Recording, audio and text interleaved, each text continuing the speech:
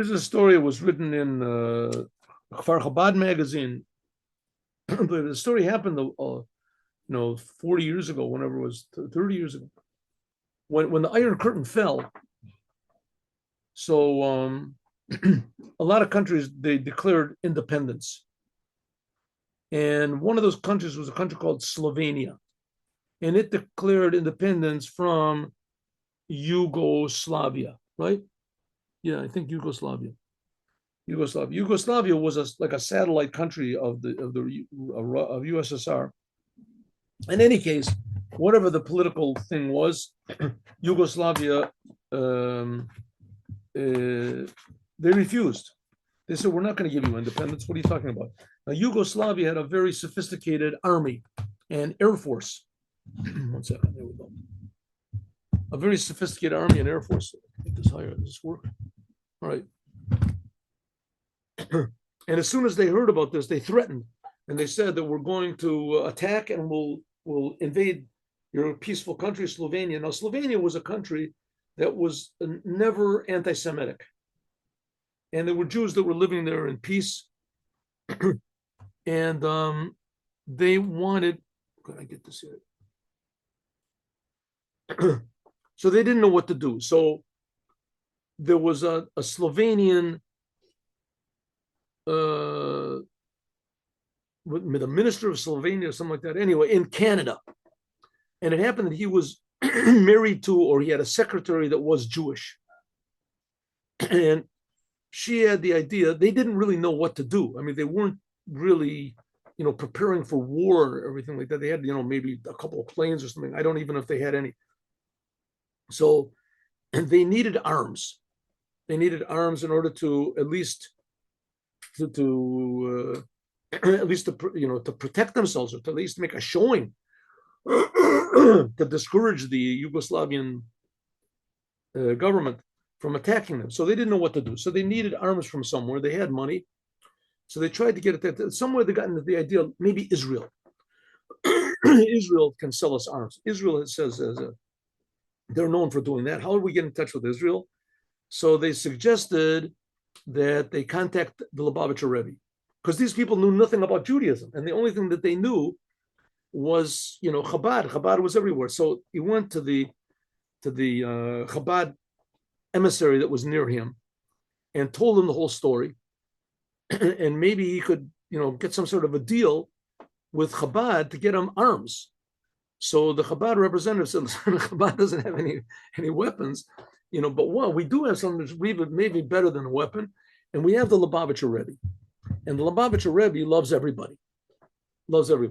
So what I suggest is, I'll take you to the Rebbe, and you go in front of you write a note in front of him, and the Rebbe gives out dollars every Sunday. The Rebbe would give out dollars, and people would go by the Rebbe, and Rebbe would give everybody $1, and the intention was that the Rebbe would give you $1 with the intention that you would start giving charity. In other words, you could exchange it or give it to someone. You would give charity. That would give people an incentive to give charity, because some people go through their whole lives and they never give charity. They never have the opportunity. People would go by the Rebbe, would give them $1, and he would say, "Blessing and success, bracha v'hatzlacha," blessing and success. And sometimes people had individual problems. They would ask the Rebbe. It had to be very short, because there were thousands of people that waited. There was one huge line of men and a huge line of women. The Rebbe would stand there for several hours, give out dollars until the line's finished. Okay, so this fellow, his name was, what was his name? Miriam Farlan. Miriam Farlan. He was the emissary, the ambassador of Slovenia in Canada. So he's there with the emissary of the Rebbe. He takes him to the Rebbe. He wrote it down in his paper. The Yugoslavia is going to attack us, and they say that any moment now, and we need help. We don't know what to do. We don't. And we have a very small army. They had some sort of an army over there, but we have a very small army, and we need weapons, and we need this. And so sure enough, he stood in front of the Rebbe, and the Rebbe said, "What is the name of the president of Slovenia?" And he said his name. He said, "What is his father's name?" Because a non-Jew gets blessed. I guess that's how it works. a Jew gets blessed, his name and his mother's name. And a non-Jew is him, because a mother determines the Judaism, but a father determines like what tribe you're in. So he said, what is the president of Slovenia, what's his name and his father's name?